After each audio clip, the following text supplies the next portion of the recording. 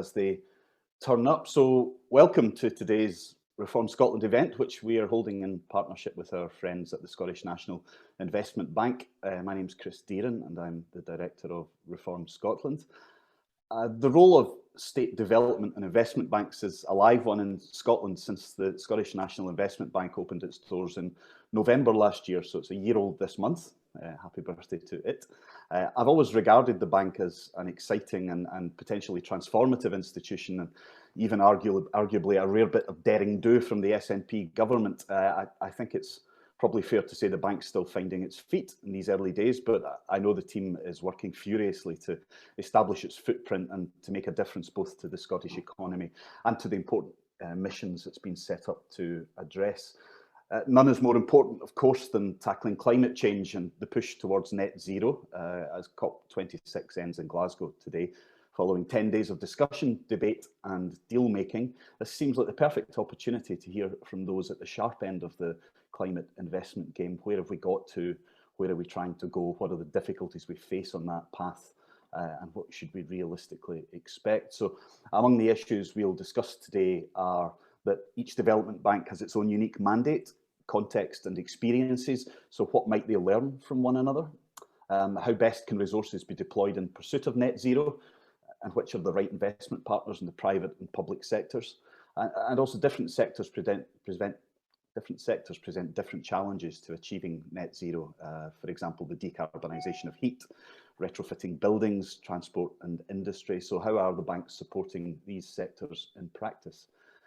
So today's guests, who are pleasingly global, the Scottish National Investment Bank invests in businesses and projects connected to Scotland to deliver long-term patient debt or equity investment where the private market is failing to provide the support businesses and projects require to grow. And the bank has three core missions: building communities and promoting equality, harnessing innovation to enable Scots to flourish, and crucial, of course, to today's discussion, supporting Scotland's transition to net zero. We're delighted to be joined by Willie Watt, who is chair of the Scottish National Investment Bank. So welcome, Willie.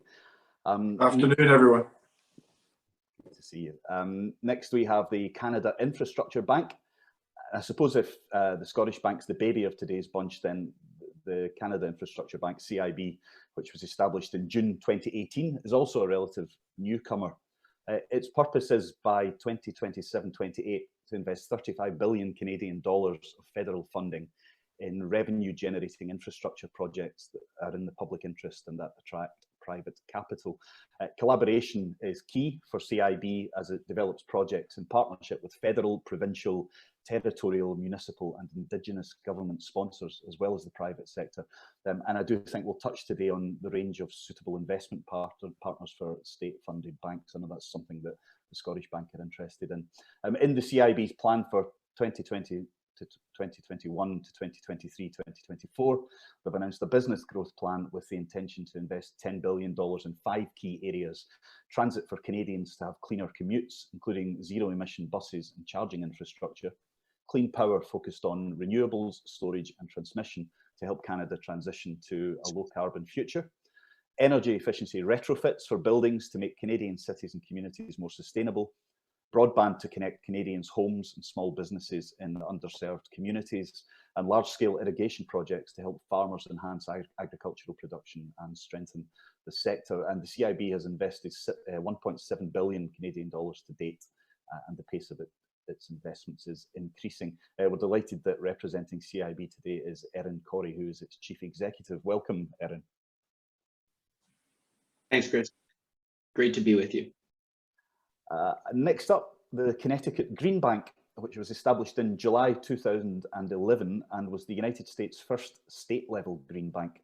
It follows the Green Bank model, and you might remember we all too briefly had one of those in the UK, didn't last. And it demonstrates how smarter use of public resources can attract more private investment in the clean energy economy, reducing the energy burden on households and businesses, creating jobs in local communities, increasing the deployment of clean energy and reducing greenhouse gas emissions.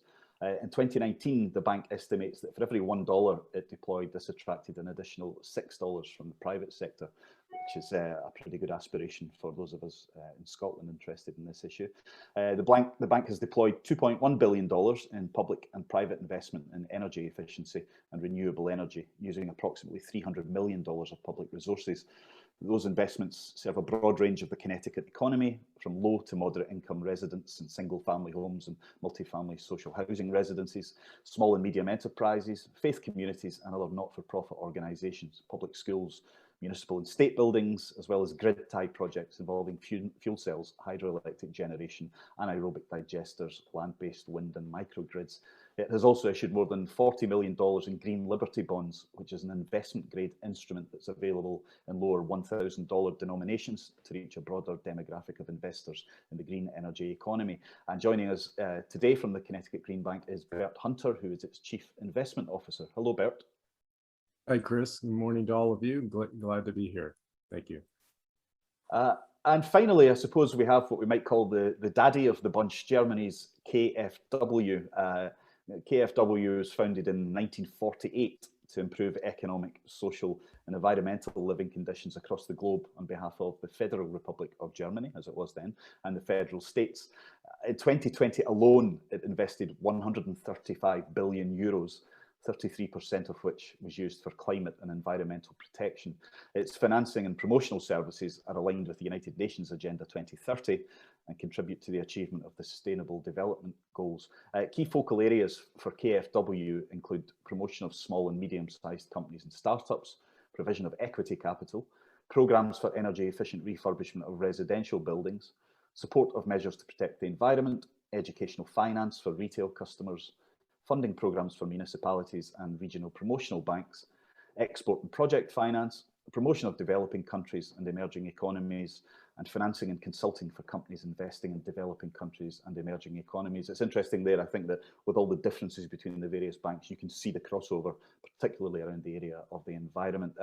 KfW has been seen as one of the driving forces behind the significant increase in renewable energy in Germany and the increase of energy efficiency across the German built environment. Joining us from KfW is Dr. Jan Claassen, who is First Vice President of its Federal and European Affairs Division. Welcome, Jan.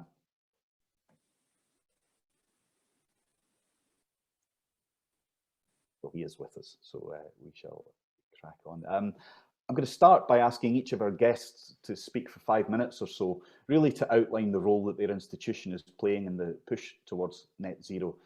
That's going to be followed by a group conversation, which will be chaired by me. And I think today is about learning about the similarities between these institutions, but also the differences between what the banks are doing, thinking about best practice, maybe the different climates in which they have to operate, their failures as well as their successes, because I think a big part of this, as we know from investment, you don't get everything right and you have to learn from your mistakes. And also importantly, where they might draw lessons from one another. Then for the final half hour, we'd very much like to hear audience questions and the panel will do its best to answer them. So if you have a question, please send it to me using the message button on your Zoom screen. And if you can let me know both the subject of your question and who it's for, that would be incredibly useful. So I think these things always work better if they're a conversation between the audience and the panel. So please have a think about what you'd like to know that we haven't covered. So first up for our intro is Jan Claassen of KfW. Can I hand over to you, Jan?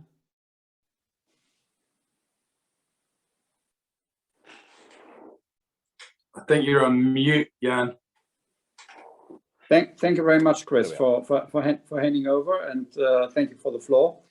And it's really a pleasure. Thank you very much for the kind invitation. Unfortunately, it's only virtual, but this, given the pandemic, we have to do it like this.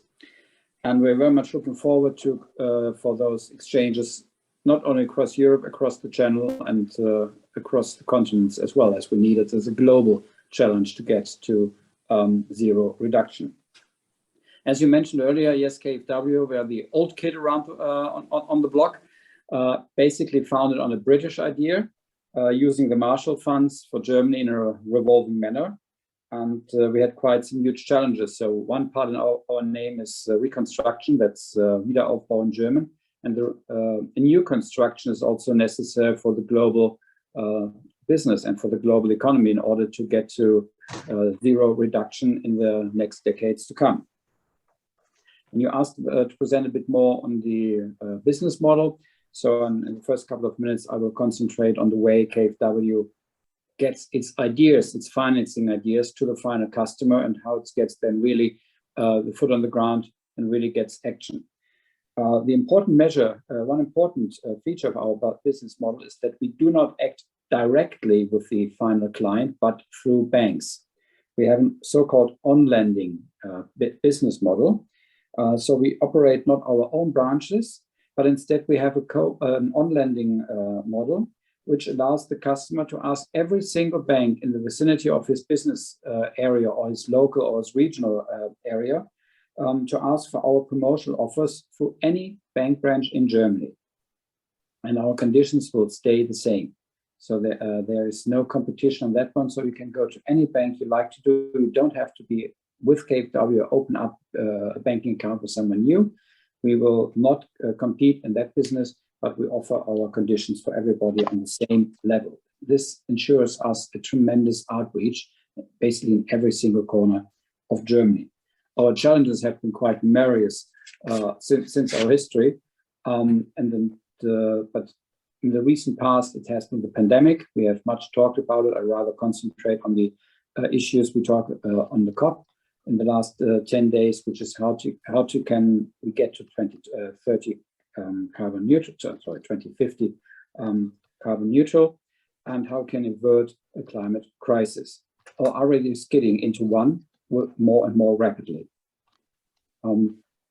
We have basically 4 long-term challenges KfW is addressing. That's the climate change, that's innovation, democratic change, and internationalization.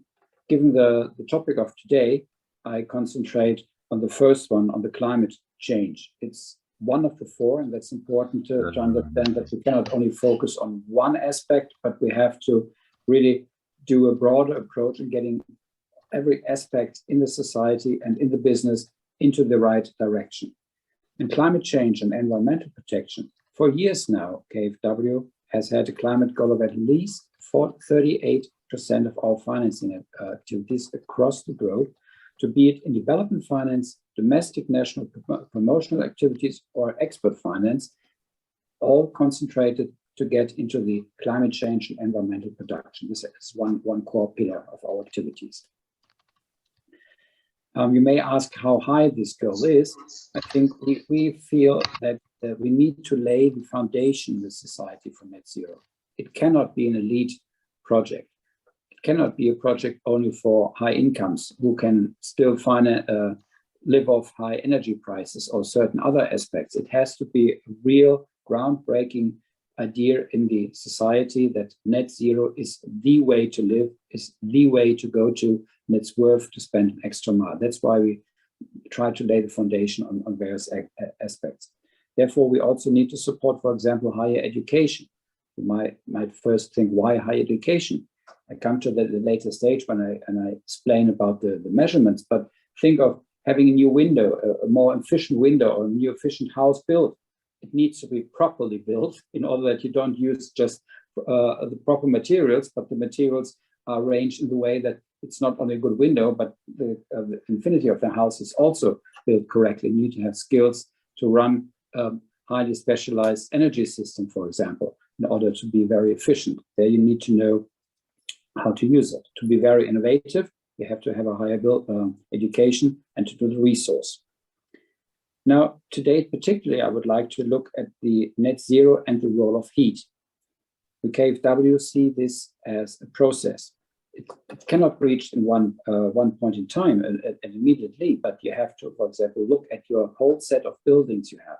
A lot of your heat reduction, heat losses are through buildings and the way old stock is used. You can easily concentrate on a new business and new buildings to make them very efficient, but you also have to take care of the ones which are already in existence. And in our discussions, I will come to those programs and those ideas we have there if and when questioned. We have established some standards, which I'd like to raise here at the first point before I finish my introduction. We have developed goals and standards, how buildings should be used and should be constructed. And this has developed into a market standard. It's called KfW efficiency standard.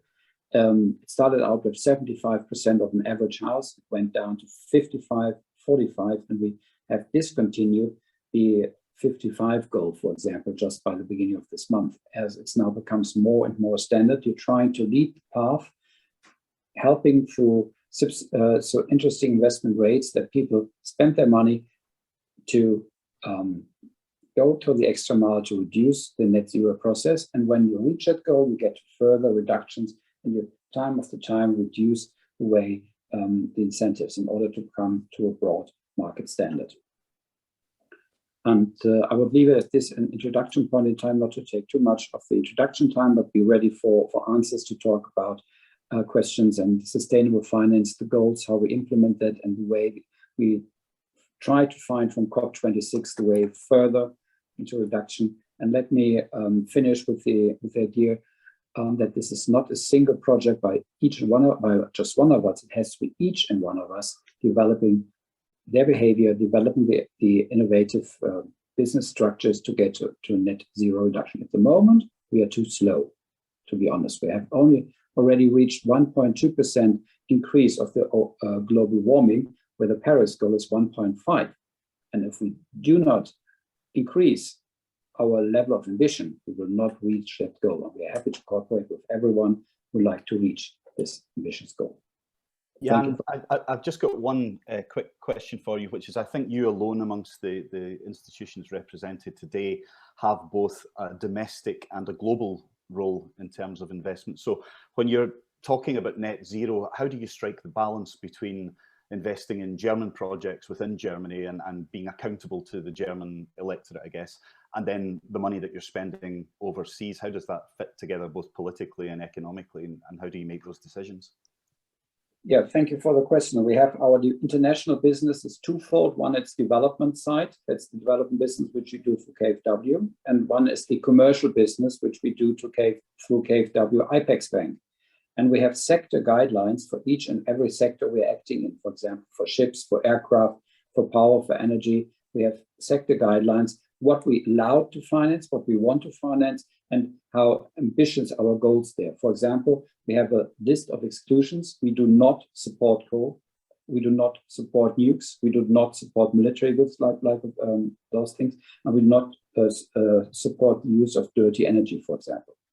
At the same time, on the contrary, we're trying to be more innovative on financing options for the new and greener economies. And we also have developed the green bond sector. So we offer to our investors that they can place money with us, and we invest it wisely under the green bonds standard regulations. And we're trying to develop a market standard here. So that's the way we address and try to basically lead the way and lead the path and show them which way we are willing to finance and exclude all the dirty stuff which is not contributing to net zero. And at the end, we have our Sdg mapping. So each and every single financing we do is we're trying to address which SDG goal it's trying to support in order to show what is our financing goals and what is our financing achievement. Okay, well, thank you for that. Now I'll give the floor over to Erin Corey, who is Chief Executive of the Canada Infrastructure Bank. Erin. Thanks, Chris. And as you said at the start, isn't this fun to, I'm listening to Jan, I'm thinking of where there are parallels and also lots of differences between us and things to learn from each other. So thank you for organizing this session. Thanks to you and colleague of the Scottish Investment Bank, because I'm really thrilled and would rather be there in person, as Jan said, but nice to do this. As you said, the CIB started 3.5 years ago. So yeah, we're the toddler, I guess, if Willie's the baby, I don't know, something like that. And there is an important lesson in that. I'll come back to it at the end of my comments, but I think there's a really important lesson about what happens in the early phases of an organization like this. Bert's can probably tell us what the teen years feel like, but I think there is something worth talking about what the journey looks like. When the CIB was set up, the concept was really quite clear in many ways. The concept, and quite simple. The idea was to basically create an impact investor on behalf of Canadians that could invest in infrastructure projects to facilitate the build of new infrastructure where for some reason it was blocked from happening. And the problem we were trying to solve, as I said, it's deceptively easy. Yeah, the problem is we're not building enough infrastructure. And we can talk about, you can spend a lot of time on what infrastructure is. Yeah, I'll talk about that too, maybe in a minute. But the problem most broadly framed is we're not reinvesting in ourselves enough to build the economy or the society we want to have. And that includes an economy that is in transition to a net zero world. So the question was, well, why aren't we building enough? And the answer is quite simple. We can't afford everything we want to build. It's actually kind of an easy problem in a way, isn't it? It's really expensive to build everything that we need to have a high functioning economy and society. And so what we decided to set out to do is find ways to grow that pie and afford more. People often talk about how do you crowd in the private sector, and you have to be really thoughtful about that. And you can talk about ratios 6-to-1 and 4-to-1 all day, but what are you trying to do? What you're trying to do is increase the capacity to get more reinvestment in new assets or in the renewal of old assets beyond just leveraging the tax base, because that's a fixed pot that only has so much capacity to it. And the way you do that is you find new ways to pay for things. The private sector doesn't invest in infrastructure for fun or for free. They do it because they see the opportunity for return. So actually the way you start the question from our perspective is, what are the non-tax-based sources of revenue that come with infrastructure projects? User fees, savings. There's lots of infrastructure projects that generate operating savings. How can that be tapped into? And each of those things are the ways you invite the private sector in. So I think sometimes we make a mistake when we say we're trying to crowd in the private sector. What we're trying to do is crowd in different ways of paying for infrastructure. And what that allows is it allows new sources of financing to step in. So that was the idea behind the CIB.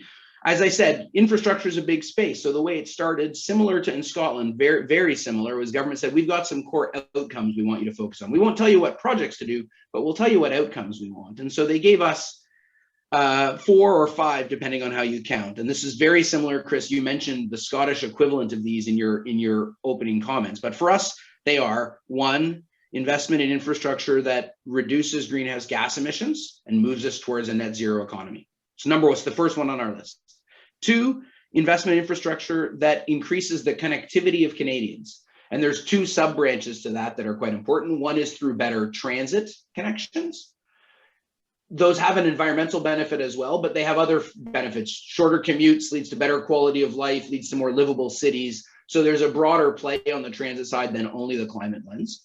And 2B, the other form of connectivity is, and you mentioned that in your comments about it, around broadband. As we've seen in the pandemic in particular, being connected across our vast country makes a huge difference in the economic outcomes of Canadians, health outcomes, educational outcomes. So broadband is really important to us as well. So we invest in GHG, in connectivity, both through transit and broadband.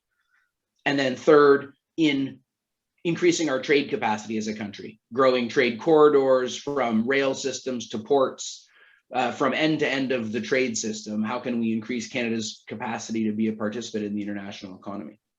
And then there's a last one which cuts through all of those, which is around Indigenous participation. So looking at all of the above, the GHG angle, connectivity, and trade through the specific lens of our Indigenous peoples in Canada who have historically suffered a particularly high gap between the infrastructure that they need and the infrastructure that they have. So government said to us, those are the outcomes. Go get us those. And the more you can get us those by tapping into non-traditional revenue sources and crowding in other sorts of financing, the more we can devote public tax dollars to the kinds of infrastructure that don't lend themselves to the private sector, schools and hospitals and many other things. So if we can grow the pie in those areas, we can also increase our capacity in others. So that's how the bank started. Our job then was to identify sectors like zero emission buses, like energy retrofits in buildings, like battery storage projects, to identify sectors and eventually specific projects that deliver on those outcomes, where we can invest accepting a lower than market return in return for those public outcomes. So we, as I said, we're an impact investor. We're just like any other institutional investor, except shift our return expectation to the left. We say we're willing to accept much lower returns, or maybe more importantly, much higher risk in our investments in order to buy those public goods that we also value. So when we look at an investment, we say, how much money are they looking for? How much can we put in? What's the payback of that look like? But more importantly, how many new homes does that connect to broadband? How many tons of GHG annually does that take out of the air? How many new transit riders might that encourage? And so we look at each of our investments in that blended way. And the real issue for us, Chris, as I said, the most important takeaway for us over the first few years is you've got to really focus in on what are the risks that an institution like the CIB can bear that allow projects to go and that allow the private sector to continue with the project. And we've identified 4 or 5 big types of risks that we think are the ones that make sense for an institution like ours. One is around customer demand or growth. So if you were building a district energy system and you said, I'd like to build it this big, the banks will only give me money to build it this big because that's how many customers I can find. We would say, great, we'll lend you the money to expand the system much more aggressively. It might take 10 or 15 or 20 years for those customers come online. It'll depend on development around the area and how quickly people get off gas and onto a district energy system. But boy, oh boy, you're better to build it the right size the first time. So we'll lend to that and we'll take the risk of customer demand. We might take the risk on performance, like on the ZEBS example, zero emission buses. The reason we're doing that is we'll lend to someone to buy those buses and say, none of us are entirely sure how the batteries will perform over their entire life. It's still quite a young, especially in Canadian climates, Scottish climate probably too. So we'll say that's the risk we'll take. We'll get paid back out of the savings. We'll size our loan to the estimated operational savings that come from the electric buses, diesel cost savings, maintenance cost savings, and we'll take the risk on that performance and whether that really plays out. A different risk we might take is on scale up or capital cost. You say, I've got a great idea to build a battery storage facility. It's one of the largest in the world. It's one of our early projects here that we're doing. And say, we're not entirely sure what the delivered cost per kilowatt's going to be because this is the biggest like it. It's a first of a kind in some way. That's a kind of risk we can share in.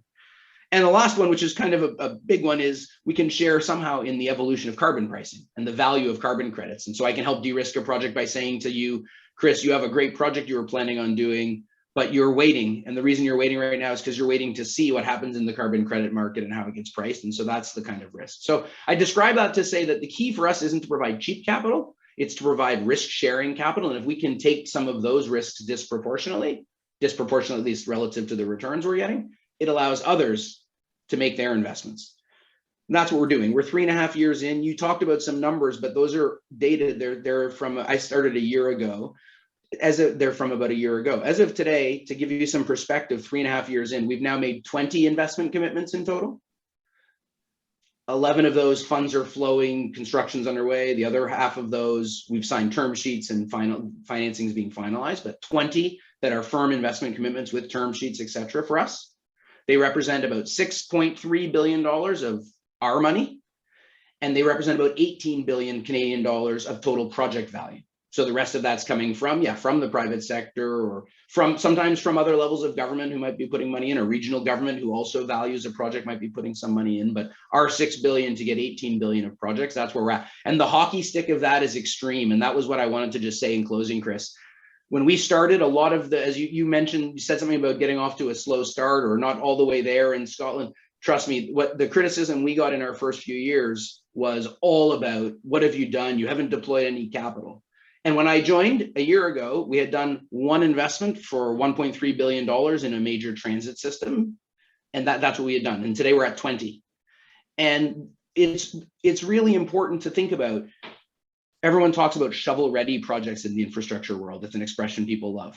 We aren't doing shovel-ready projects by and large. If we were, they'd be happening. The whole point is we're trying to catalyze things that are not in the money and get them in the money. They aren't just sitting on someone's shelf like, oh, if only someone would lend us money and take a whole bunch of risk on carbon pricing, I'd start digging tomorrow. That's rarely the case. They're complicated and they're stuck somewhere, and we're trying to unstick them. So there was a couple of years of real hard work by our team going out across our country, sourcing projects and turning on the tap and identifying what are the barriers, why that district energy project or those zero emission buses or that building retrofit isn't happening and what's the risk we can take.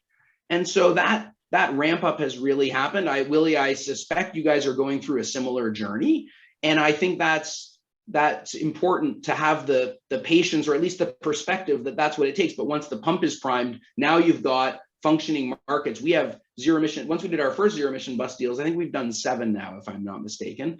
And municipalities, school bus operators, all sorts of people now understand the product and the role we can play. And so we're doing them on a much more regular basis. So there's a real ramp up that one must expect, Chris, and I think it's worth recognizing. KFW went through that even before any of our time, I'm sure, but for many of us, that's the world we're still in. And Erin, 3.5 years in, you obviously, the bank will have entered the marketplace and created a new gravitational force, because you are bringing private sector money and other money into projects that maybe wouldn't have got that investment before. So have you noticed the behaviour and maybe the willingness to bear risk from, say, the private sector if they're going into partnership with you? Have you noticed a change in behaviour and a change in interest in perhaps the kinds of projects that private money will invest in? Yeah, it's really interesting, Chris. I think what we're seeing is, and I think events like the last 2 weeks help to crystallize this. There is an incredible amount of entrepreneurship and drive and energy, at least in Canada, and I assume in many other parts of the world, around how do we, in a just way and in a as least disruptive way as possible, make the necessary change we need to become sustainable as an economy to get to net zero. And so we're talking to entrepreneurs all over the country about hydrogen as a source of fuel, about small modular reactors. Jan, we could have a whole discussion whether nuclear should be or is part of the solution. I don't want to, but we're having conversations around really interesting with ranges of technologies and solutions, Chris. And what I would say is the private sector in many ways is chomping at the bit, but they don't quite know how to get over that hump. There's that valley of development that's really hard. And the problem with infrastructure projects is they start with Bs. They're huge. It's not like, Bill Gates started in his garage, or you can't really start a hydrogen fuel supply system in your garage. For many reasons, not the least of which I don't want to live anywhere near your house. But you know what I mean? It's the problem with many of them is the scale of them. They don't lend themselves so much to that type of entrepreneurship, at least not when they shift from technology to infrastructure. Because as infrastructure, the whole point is deployed at scale. So what I'm trying to say is, yes, we're seeing a huge ramp up in interest and in people bringing the private sector ideas, thinking, expertise to bear.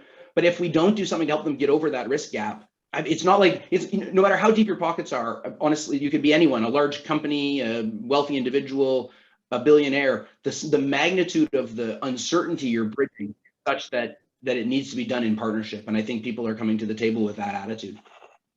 Okay, thank you. And now we go on to the teenager of the group, Bert Hunter of the Connecticut Green Bank. And I'm sure you're past your teenage years, Bert, personally, but I'll give the floor over to you. Yes, those teenage years. Oh, those were sweet years. Well, to pick up on what Erin said about being the teenager here, sometimes as teenagers we do some things that our parents aren't particularly proud of, but we'd like to think that more often than not we get it right. So and not get scolded too much for straying off the path. So I think we're doing pretty much okay. But the first thing I really want to say is congratulations to all of Scotland, for hosting COP26. It's been very, very exciting, and it's winding down, but hopefully many meaningful things will come from it. I think we're all very hopeful.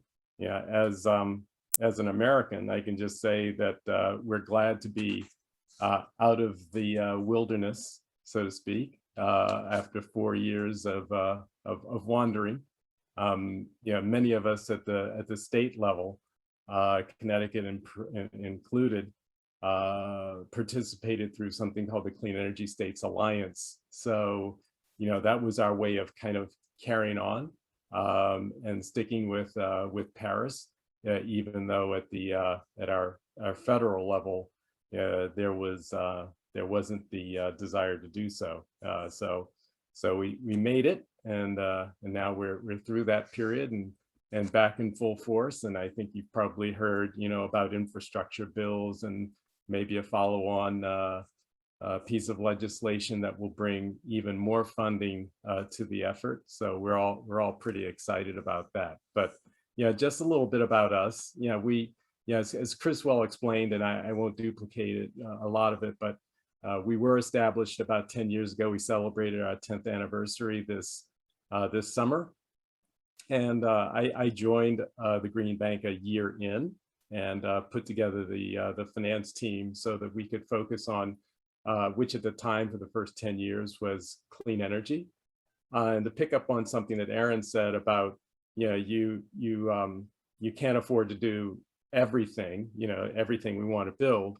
That was certainly the position of Connecticut for the 2000s. We had an incentive-based system where, some money was handed out, but the problem was, how do you complete those projects? How do you go beyond the incentive for the balance of the capital that's required? So after 10 years of that, when we had a new governor that came in, the desire was, okay, let's try a financing approach. So that's when the Green Bank was established. And what we did was we took over the balance that was remaining in that fund and used it as our core capital to start the process of building a bank. And that was with 70 million US. And we benefited from, and still benefit today, from an ongoing $25 million a year, which is a supply of funds that comes from everybody's electric bill. Just a 1/10 of a penny per kilowatt hour supplies about $25 million of funding to us. Our total revenues now are in the $50 to $55 million range. So public sources is roughly half or so of that. And beyond that, the rest of it comes from our portfolio income. Our balance sheet has grown from 70 million to more than $250 million right now. And so we have quite a lot of investment income and cash flows that come from that, as well as income from renewable energy credits in order to drive our pursuit of becoming a fully sustainable entity unto ourselves. This past summer, because the legislature felt that we didn't have enough to do, they decided to expand our remit to include environmental infrastructure. So that would be, for things related to water, stormwater, waste and recycling and things of that sort. So we're quite busy in what we do. Our structure is quasi-public, and what that means is we're established by the state, but we have a revenue stream that is off budget, meaning it's away from appropriation risk, and we have a board that is appointed by the public apparatus, the governor, the legislature, and so forth, but those people operate independently. There are some people that are ex officio, meaning that they come from various parts of the government, like our Department of Environmental Protection, Energy and Environmental Protection. One is Economic and Community Development, Office Policy and Management, and so forth. But so that's how our board is comprised, but they act independently, but with a nod certainly to the environmental policy goals of the state. And in that regard, our current governor, Lamont, has established a 100% carbon-free electricity target by 2040. And that operates with some of the other goals that we have of a renewable portfolio standard, which is in place, of 40% by the end of the decade, and then greenhouse gas emission targets of 45% below 2001 levels by the end of the decade, and 80% below that 2001 level by 2050. Well, we do not have a net zero per se, but clearly we're moving in that direction with everything that we do. When we were brought into being, it was practically unanimous, which was shocking, meaning hardly anything gets done politically, with such unanimity. And I'm proud to say that that even today we enjoy favor across on both sides of the aisle. And we think it's because we deliver benefits not only for the environment, which has been so far offsetting, more than 10 million tons of CO2, but also the economic benefits we bring to the state. Chris, you mentioned the 2.1 billion of investment, which for a state of 3.5 million people and an annual GDP of 290 billion is noteworthy.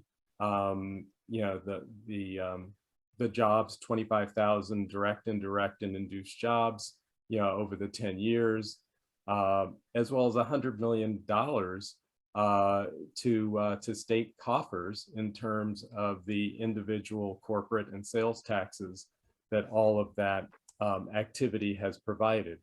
And we've also reduced the energy burden for more than 7,000 families, more than 57,000 families, and more than 6,000 businesses, commercial and industrial, small, medium enterprises and such.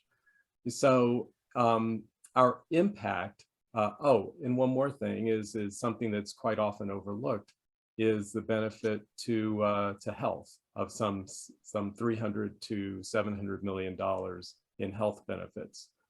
As these emissions are reduced, the benefits to the communities that are most severely impacted is brought to bear as well. So we've had quite a lot of impact, and we operate across all sectors: residential, commercial, industrial, small, medium enterprise, governments, state government, local government, to promote these activities. And really at its core, it must be recognized that this is a deployment challenge, not a financing challenge. My mantra is, you deploy it, don't worry about it. We'll be able to make sure that the capital is there.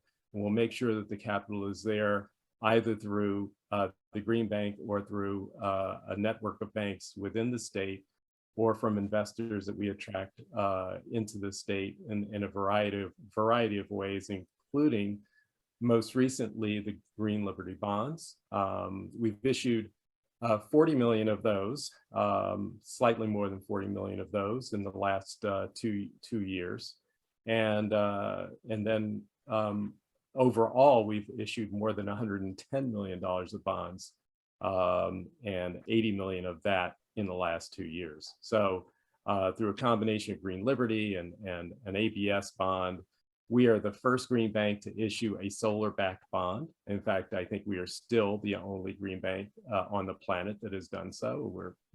We're proud to be first, but we want others to catch up and to do that as well. We're also on the cusp of issuing something called Green Liberty Notes, which are going to be very small, ultra small denomination investments that will repay within a year. And they're really to get everyone involved in the investment activity that we do. And that'll be on a crowdsourced platform. We're trying to test it out. So the idea is that every 3 months, we'll come out with another $250,000 of these Green Liberty Notes, just sprinkle them into the market and kind of keep everyone active and looking to the Green Bank for joining in our investment platform. So I'm going to leave it there as an overview, and looking forward to the conversations here and questions from your participants. Thanks, Bert. That was fascinating. My question for you, which you kind of answered when you were talking about maintaining that broad political support, was really how it felt between, I guess, 2016 to 2020, when you're running a specifically green institution, and at a federal level you have a government which is really turning its back on that kind of economic development, environmental development. Did you have to basically just huddle in and hope you could wait it out, or what was the relationship like with the federal level at that point? Yeah, there were things going on at the federal level, but kind of under the radar. So people were keeping things alive, you know, kind of like on simmer, and you would get things done where you could. But as I said, really the Clean Energy States Alliance, and at the state level, there were a lot of those partnerships that were already in place.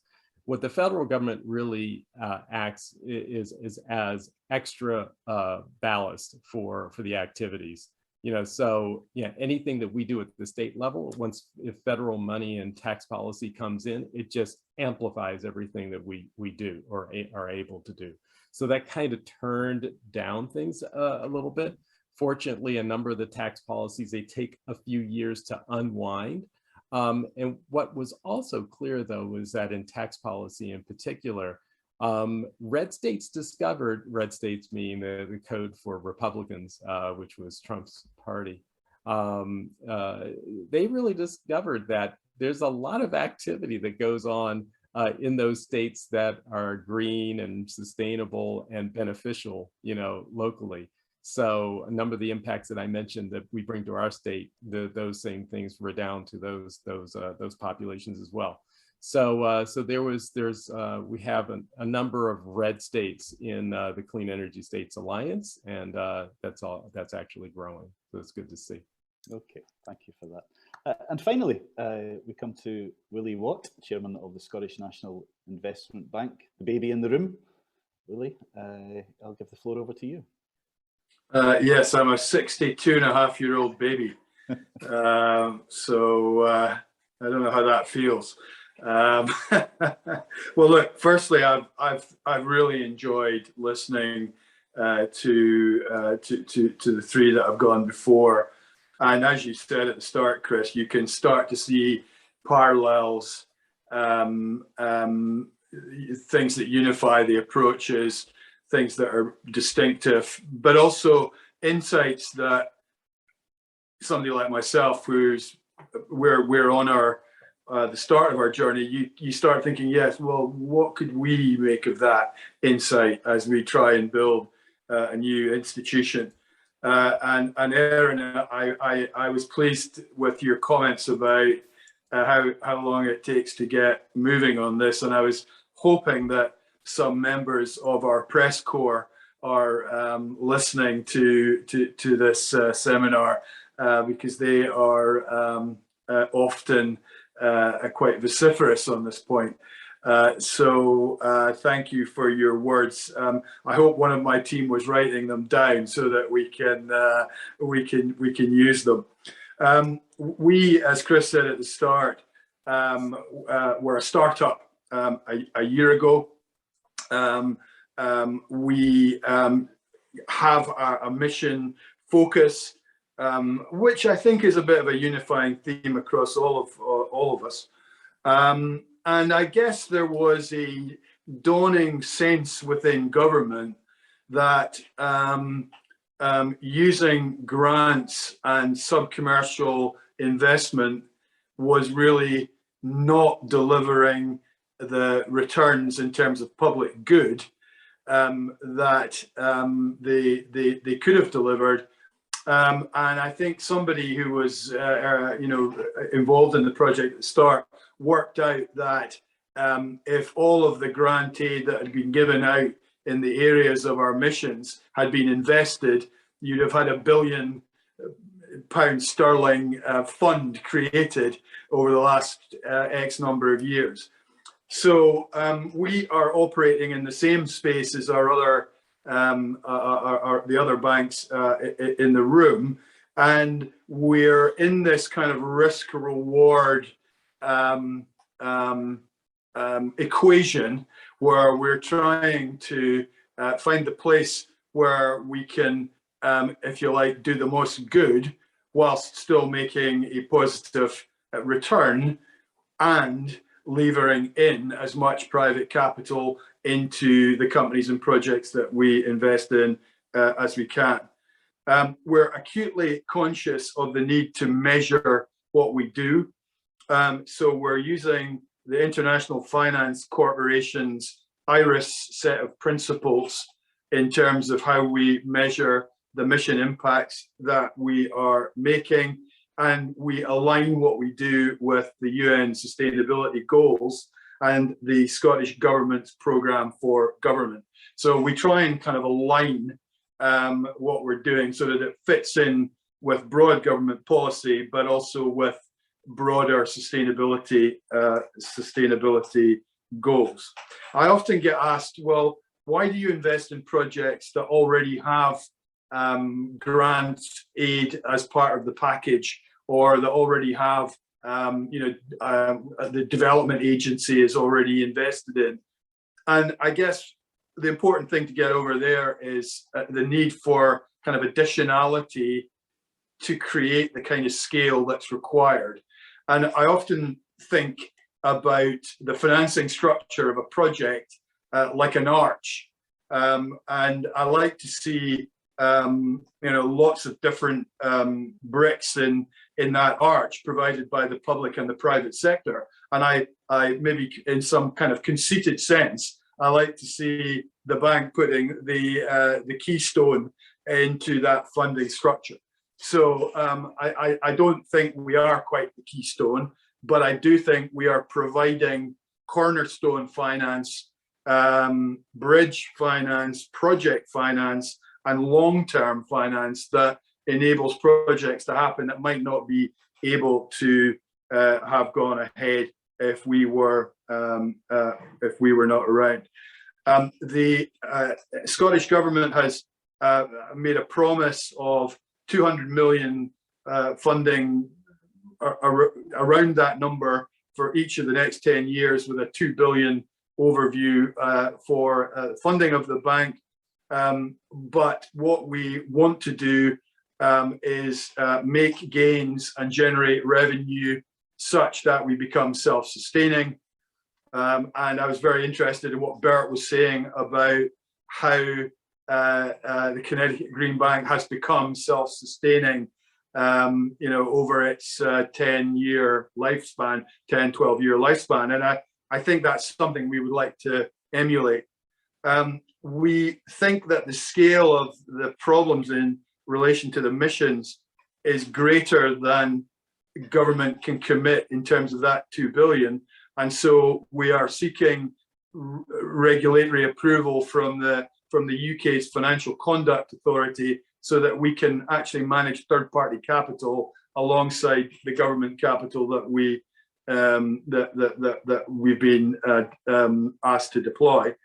And finally, we have a thing in the UK called a kind of trusted public corporation status, which allows borrowing on, and there are a certain set of criteria that an organisation must meet to be that.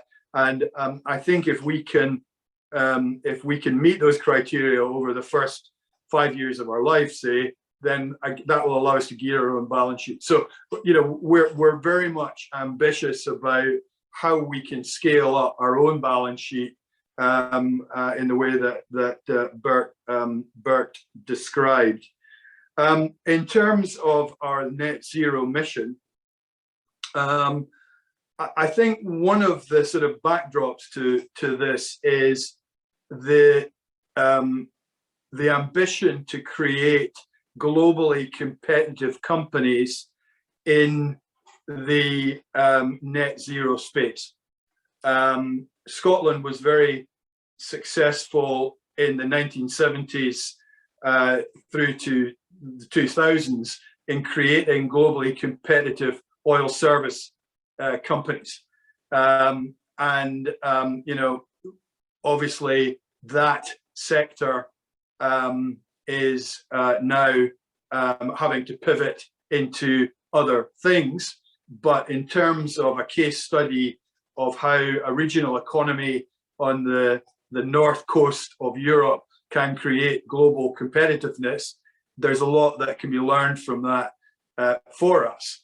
And so we're interested in creating a vibrant set of companies with net zero at the heart of their business models. We're also interested clearly in projects and in taking a long-term view. And we can do the kind of infrastructure that you talked about, Aaron, except I think for the very largest scale elements of it. But certainly we're interested in long-term infrastructure in the way that you described it.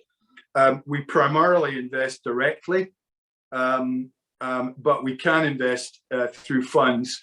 And we tend to use funds where there's a specialist set of skills that we feel we don't actually have within our investment team. So for example, forestry is an area where we think there's a lot that can be done, but we don't really have, we're too small and too new to have a big forest team internally. So we do that through funds. And similarly, housing, where we can do that via a fund structure. We're operationally independent. My friends in the private sector didn't believe that we would be operationally independent, but a year in, we certainly are. And the cabinet secretary was very public about that when she spoke at a COP event the other day. And I guess in that we also share probably similarities with the other institutions. So maybe I'll just stop there and hand back to you, Chris. Thanks, Willie. My immediate question for you is whether you took some heart from what Aaron said about year one being relatively quiet and then year three being an acceleration into fairly rapid investment in a variety of projects. Does that sound like the kind of runway that you guys have as well? Yes. I mean, I think what he said about this idea that there's a whole bunch of shovel-ready projects that are just waiting for a development bank to be created to wave a wand and suddenly the whole country's going to go green. I mean, that I guess that's a pretty naive view, but a widely held one. I mean, we've deployed 120 million in the first 12 months in 8 projects. The 2 have been in funds and 6 have been direct. The direct ones have been smaller, but they have been into businesses that are scaling up in this kind of space that we talked about. So I think we're delivering, but I've got no doubt that we will. I thought it was interesting what Aaron said also about the EV bus kind of product that he created or his team had created.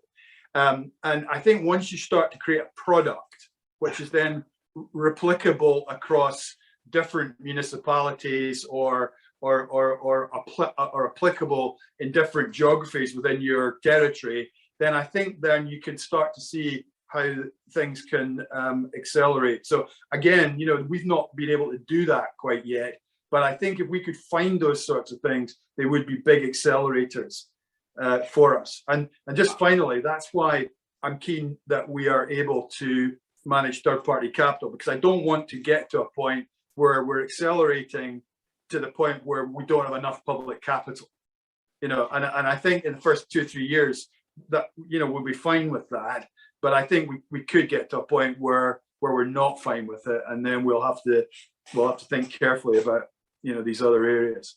Okay. I just wanted to say, Chris, I couldn't agree with you more, Willie. That idea that we often talk in our organization about needing to work at 2 speeds, meaning it is true that for some of the large infrastructure projects that we're working on, transmission lines, renewable power generation, the development cycle for those can be a couple of years, but you need to fill the portfolio with a mix of those and also some more replicable programmatic based things. So our zero emission buses, we did the same thing on energy retrofits of buildings. And I think Jan could talk to this because they're more open program based sort of creating standardized programs and products. At least that's my understanding, but that's certainly one of the lessons we learned. So I don't mean to say that for us, it wasn't just wait a few years, then it all came, Chris. It was that we had, I think, a very conscious decision a year and a bit ago that said, if all we're going to do is wait for those, it's going to be so spotty. We'll go a year and do nothing and then have a home run, and then like it's feast and famine that way. And instead, what you need to do is create a portfolio. And so this idea of things like our ZEBs, Willie, was born directly out of that learning. And so exactly as you said it, we thought of how do you create some things that are standard and can happen quickly, from identification to deployment. We have buses on the road that we've put money into only a few months ago, and other things that will take 4 years of construction. So yeah, that was very much our thinking. And if I may chip in here, yes, exactly. That's infrastructure is one side of the coin, but you also need to see where on a local base with small initiatives, with standardized programs, you can reach a change in the consumer habit. Both works together. You have to have a good infrastructure on the technology side for the industry to work towards a carbon neutrality, carbon reduction first, then to get to net zero. And at the same time, to have standardized programs which can be easily used with less efforts than others, to make it attractive for the consumer to change their habit, because a net zero path will only become reality if you and we together change in our daily behavior. And at the same time, we provide an infrastructure for the energy heavy industry to be able to make use of the new technologies, and both sides will form the good coin of net zero. And in addition to that, I think it's very important to marketing your efforts you make. So impact measurement is a really important aspect. We do this since years, as I mentioned, in the housing area, for example, and then develop standards and report to the standards. Then you can see a positive path. You can raise your level of ambition and therefore reach more of a reduction. Job created, job sustained is an important argument. And with all of your actions, if you demonstrate in your impact measurements that what you have financed creates jobs, and at the same time, investments are triggered, that with the help of your public money, public institution, private investors came in as well, that the total investments are triggered. This gives a good example of what you're doing and what it's worth for doing it. And this may then add into carbon neutral emissions reduction, that you can measure them and to show, look, 5 years ago, private sector as well as the industry sector had so much emission. Now, with the help of the programs, we have reduced it to that level. And I think this kind of impact measurement is an important aspect to use in your work. I wonder if we could focus in a bit on some of the challenges that you face. And I know decarbonisation of heat is something that is both in the news a lot at the moment, and one of perhaps the most intractable problems that we face as a society, as individuals and homeowners or home users, as well as governments and states, etc. And I saw something that UK government analysis found recently, that around 74% of the UK's heating and hot water demand in buildings is met by natural gas, and less than 5% of the energy used for heating homes and buildings is from low carbon sources. The idea of retrofitting boilers, etc., for these homes and buildings is a massively expensive process, isn't it? I interviewed Susan Aiken, the leader of Glasgow City Council, who's preparing for COP just before it, and she had done some calculations, and I think she said, even retrofitting Glasgow on its own, Glasgow's housing stock, especially the older houses, would stretch into the billions. And that's just Glasgow. And then you've got the rest of Scotland cities, then you've got the rest of the UK cities, then you've got, the rest of the West, the rest of the world. I mean, we are talking absolutely eye-watering sums of money here. You've also got homeowners who are watching their energy bills rise at the moment due to the rising cost of gas, etc. And I do wonder about the politics of all this. So both in terms of, maybe we could answer it in terms of, what is it that you guys are doing to tackle the decarbonisation of heat, maybe specifically in relation to homes, and then two, how you manage that in a political context where it's going to be very, very expensive, and also probably quite expensive for individuals as well as governments. Would anyone like to lead on that? Bert? Chris, yeah, let me just jump in. The numbers can be daunting, and let's just stick with, like, say, residential, you know, for a moment, whether it's single family or multifamily social housing, however you describe it over there. Yeah, the thing is that the numbers could seem to be daunting, but the reality is that the existing plant doesn't last forever. At some point, it will be changed out. So the question is can you, and I think this gets back to what maybe Jan was saying about education, you know, you have to prime the market to say, look, we can do things much better. Something's happened in the last 15 to 20 years since that old boiler down in the basement, you know, which has been working the same way. You know, there's been a lot of change in technology, you know, that can now be harnessed to actually, you know, first of all, you're probably going to spend a little bit, could spend less for what you're going to actually replace that old thing for. You can take advantage of a lot more data and building management systems and things of that sort. We massively underutilize data, you know, on a single family home basis. You know, everyone's walking around with one of these. And, you know, the fact is we just don't manage our energy use. So if you can combine the new systems at the time of change out, educate the public, show them how they can really take control of their energy use. And, you know, you can actually get, you know, really a major push. And then that's where say the green banks and really the local banks come in. Yeah, because we work through those partner banks to provide the capital. We don't lend directly to you know, residential homes and things of that sort. It's all done through a network of banks. And what we do is we provide, you know, a loss reserve where necessary to actually enhance that ability to lend in that sector. So if we put it all together and then take advantage also of the fact that these homes change over approximately every 7 to 10 years. So if you get in there at the changeover, you can actually maybe incentivize people to change out the heating systems, do, you know, massive retrofits in terms of energy efficiency, insulation, windows, and things of that sort, things that have just been sitting there for 3 or 4 decades, you know, and then really get to the home. So those are the kinds of things that at a policy level, as well as a financial level, as well as at a deployment level, you can achieve, but it has to be thought through so that you're ready for the opportunity.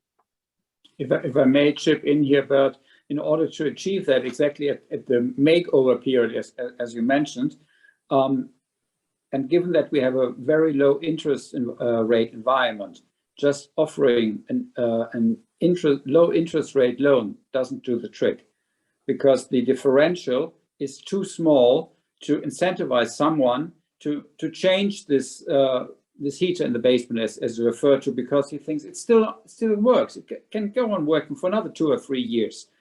And maybe interesting instruments are combining grants and loans in order to achieve the right trick.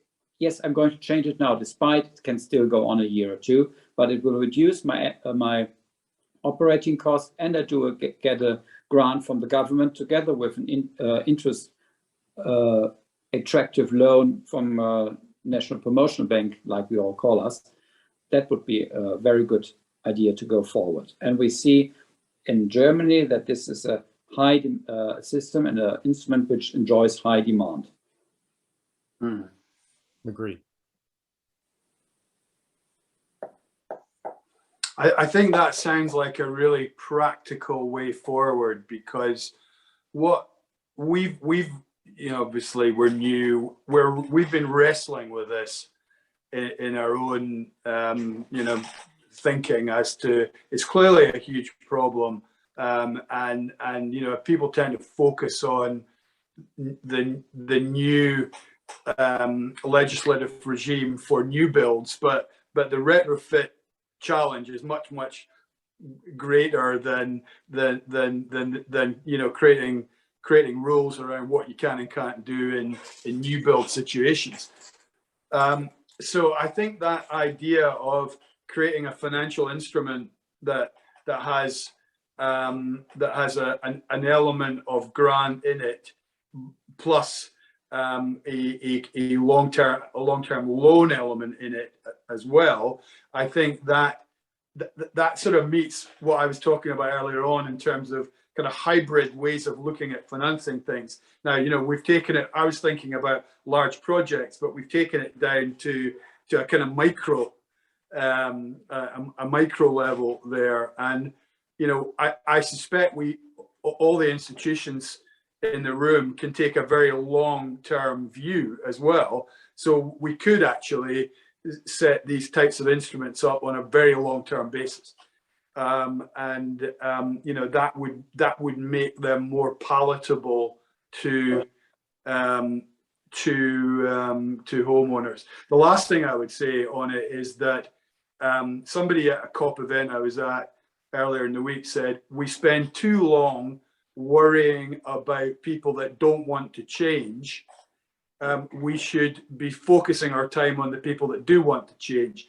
And I suspect there's a kind of bell curve when it comes to both commercial heat and residential heat, where there will be early adopters for various reasons. You know, I think if we focus on the early adopters, then over time, and thinking about the scale of the funding that's required, over time, we will go through that bell curve. But it's probably a 20-year to get to the other end of the bell curve. Yeah, and the reality is that, you know, I think as Aaron pointed out, you know, it really is a rate of return kind of consideration when it comes to C&I, SME type of companies. I mean, there's literally saying, what does this do for me? And what we've had up until like the last, 6-9 months, when energy prices have really kind of taken off, is we've been in a prolonged period of low energy costs where, you know, quite frankly, these companies could just say, yeah, okay, I can make that investment, but it's not really going to pay off. So maybe come back next year or the year after or the year after. Well, now what we're seeing is with these high energy costs, you know, just residential rates, the commodity price was put up by 67% by our local utility. Okay, I mean, that'll get your attention in a hurry. So what I explained to my board is, was that we have to be ready. Let's do something different. Interest rates are going up. Let's pull ours down at the same time when this shock is going on, so we can say, here, you know, we're putting the money on the table. You know, fix up your businesses and let's go. Let's make an effort to meet you where you are and try to help you along and do something to bring down your energy costs. But you can also combine this with regulations, that the regulator authorities puts an end date to the use of fossil fuels or of the use of your energy generator in the basement. That there is, in addition to what you just mentioned, that there's a desire created to make a change and also to comply with certain new rules. And those rules are more easily accepted in times of high energy costs and rising aspects of that, because this would then give, okay, I know I can still go a couple of years on, but there's this regulation coming. Now's the grant there, there's the incentive there, plus lower operating costs. It all works together towards the move and make that investment. I think that's true. And New York City did that actually, I guess about 8 years ago or so, when they said you have to get rid of, you know, these multifamily buildings have to get rid of use of fuel oil and change over to gas. Okay. I mean, you know, a step in the right direction. At least you don't have the particulate matter and things of that sort, but, you know, not exactly net zero. But I mean, to take the point, yeah, you can make those regulations to get to your goal. Have you found that the regulations that Jan talked about, coupled with things like COP26, coupled with growing cultural pressure and a growing cultural awareness that net zero, or at least reducing emissions, the 1.5 figure, etc., is actually pushing people towards the kind of markets that you want to invest in anyway? Is there a sort of awareness in business that they're going to have to get on board with this kind of thing so that you have a broader range of potential co-investors and who are those co-investors? Has the nature of them changed? Are they coming from different backgrounds than they used to, different sectors? Well, yeah, go ahead, Willie. Do you want to, or Aaron? Aaron? Sure. I'll start, I guess. I'm just going to say it's interesting, Chris. My sense, at least, and maybe this might be incredibly optimistic or naive what I'm about to say, but my sense is that there's actually a desperate desire on the part of our counterparties. You know, I look at legacy companies. We've recently made an investment. I'll just give an example in a process retrofit. It's different. You guys are talking about residential retrofit, but you also have to think about our residential space, the commercial, and also industrial. So we've made an investment with a legacy steel in the steel industry to electrify and radically reduce the carbon emissions in their production.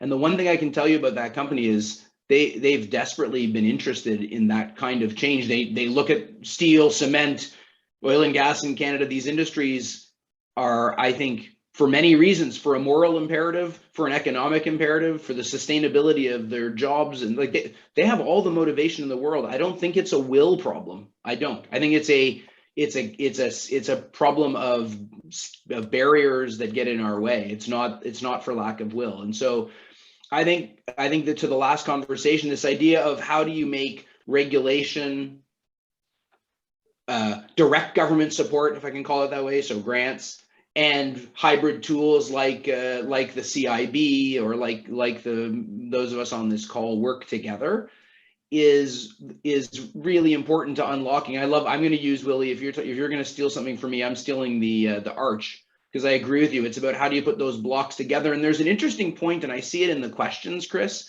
around independence of an entity like ours. We have a very similar structure, I think, to Bert and to Willie. I don't know KFW as much, but with an independent board, they're appointed by government, but it's at arm's length. And the idea is government setting those outcomes, but we're making the investment decisions and bringing in expertise. But what's interesting in that equation is we want that. And I think as an institution, I think it's a good instinct to have that level of independence and to try and bring a commerciality to the decisions we make. On the other hand, you do want to be integrated. There's a difference between being controlled versus you want to be smartly integrated and understand what is the regulatory push. And therefore, because I talked earlier about what gaps we can fill. Well, if we're filling a gap on uncertainty of carbon prices, well, you better be closely aligned with other parts of government that are creating ratcheting around price of carbon and around a carbon trading market. And that's happening regionally in Canada. So we actually have to understand how each region is implementing that. And similarly on grants, oftentimes, and I totally agree with the comments made earlier, we've got a number of programs, not just on retrofits, but zero emission buses would be another example where we're lending against the savings of the buses, but that doesn't 100% cover the cost of a conversion. They were already going to buy diesel buses, so they already had an existing budget to buy emitting buses. So we're taking that money, pooling it with ours. And then we're actually working with the federal government to give grants on things like going in and retrofitting their bus garages to be fully charging capable. And that actually, the operating savings of the electric buses on the road won't pay for a new garage au complet, you know? So you need a combo of the municipality and their existing funding streams, regulatory change that drives them this way, our money, and probably a grant. So you don't want interference from government, but you do want integration or coordination. And I think that's a fine line to strike anyway, that we've been trying in many of these areas. But to your original question, we're seeing a ton of desire on the part of the private sector to accelerate their transition. I think they're just stuck right now in how to do it and do it in ways that aren't completely destructive to their business model. And I think, Aaron, to follow on, I think the challenge for us is to find, and what we do in Connecticut was a real challenge, was to find out where the money is and do the matchmaking, because we really don't want to take the lunch of the local banks. And we made that clear. So really to Willie, to your point about taking time of, getting things ready and maybe getting the press off your back a bit. I mean, it takes time to set these things up, to set up these relationships, to establish yourself in the market, and for people to understand where you're coming from, the things you're prepared to do, maybe even more importantly, the things you're not prepared to do. And one of the things I told my board was, hey, it's easy to give money away. I can do that all day long. I want to get it back. I want to recycle it. So it takes a little bit more doing. So you've set up a green bank, not a green fund just to send money out the door. You know, this is an activity.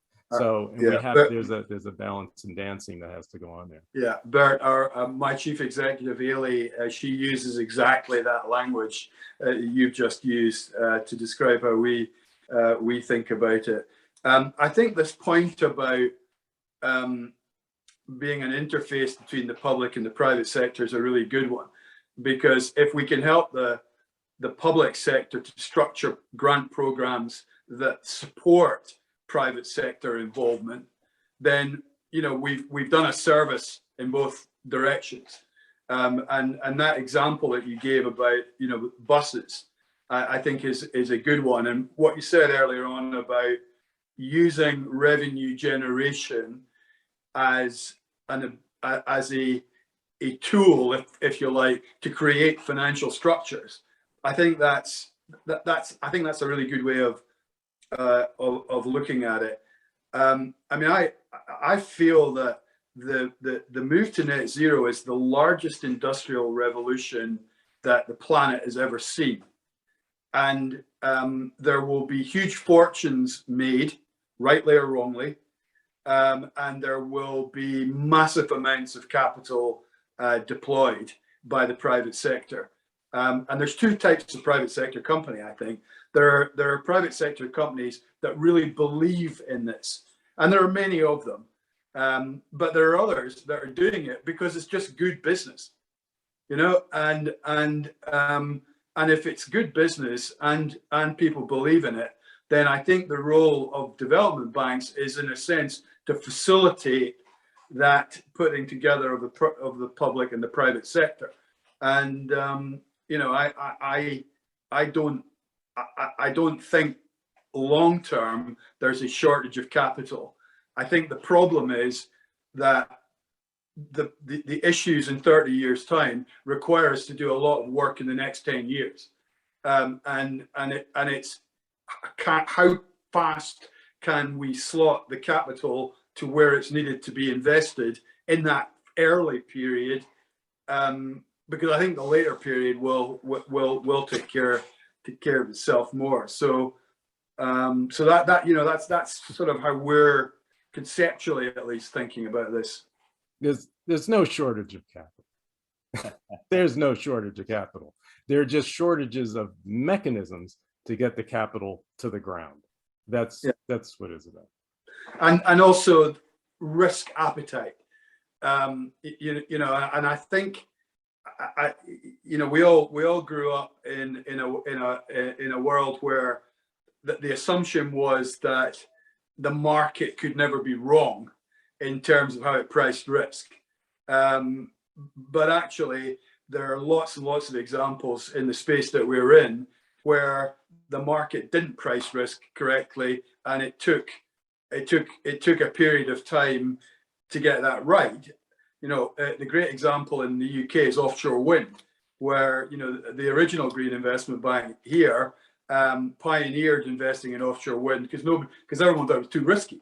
Well, it actually wasn't too risky. It was just that people didn't really understand it well enough.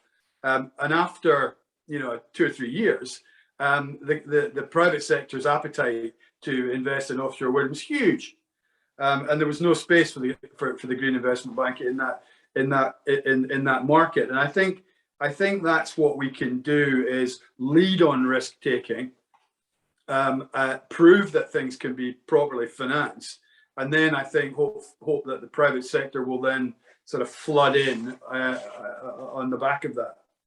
Yeah, but Willie, I think also we have to lead on policy shaping, because really that's what the investment community is looking for, is more stable and supportive investment policies, or so that, and that's what we spend a lot of our time on. We work with the regulator, we work with the legislature, we work with the governor's office, all in efforts to make sure that the policies are consistent and mutually supportive, because all you need is the regulator to allow a change in, say, tariff schemes, tariff rules, and then you've totally botched up the economics of a 20-year project. Yeah. Right. And then Yeah. you've scared off the next group of investors because they said, well, they just did it here. What's to say that they won't? So if you get everybody marching in the same way, in a policy supportive way, but it's going to take, like, the SNIB, and the rest of us to kind of have our voices at the table as those policies are being shaped. I'm aware that we've almost run. Chris, may I just address one question which I saw in the chat, which was addressed to SNIB and KfW. Yes. And it's regarding the forthcoming aspects of low interest rates and long period loans. And I can confirm that having low interest rates is in the DNA of KfW. That's the whole idea of being there, that our domestic loans are at attractive interest rates. And yes, we are a long-term lender. We are always at the longer end of lending. I can confirm positively those two aspects of the question. And Willie, it's true of SNIB as well, isn't it? That you are. Well, I mean, I think what Bert was saying earlier is right, that in a period when effectively base rates are zero, then the benefit of low rates becomes less, because how can you go lower than zero? But I think in a rising rate environment, which we could well be going into, I think the ability to be a lower rate lender and still want to get your money back, still want to make a profit, but less than the retail, less than commercial banks.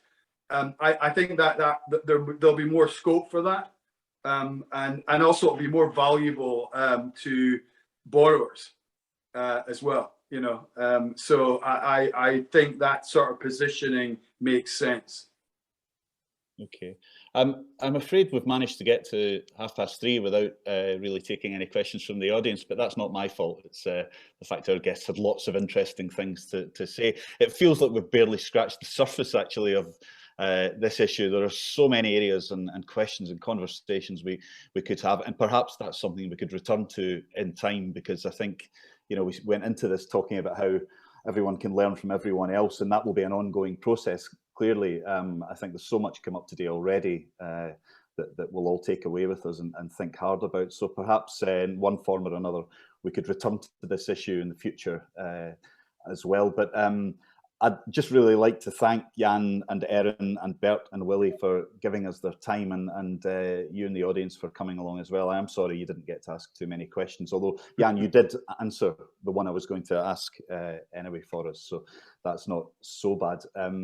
But it's a really good way to finish, I think, the COP26 process. And as I say, there's just so much more that's going to come out of this. So certainly at Reform Scotland, we'll be continuing to explore this area, hopefully with the Scottish National Investment Bank and our friends elsewhere. It just remains for me to say that our next event is next Tuesday, when I'll be interviewing Laura Kuenssberg, the BBC political editor. A rare appearance from her, so I think from a regular crowd, you probably want to come to that. But beyond that, thank you again to our panel, and thanks to the audience, and we shall see you soon. Thanks, Chris. Looking forward to it. Thank you very much. Looking forward. Thanks, Chris. Bye-bye.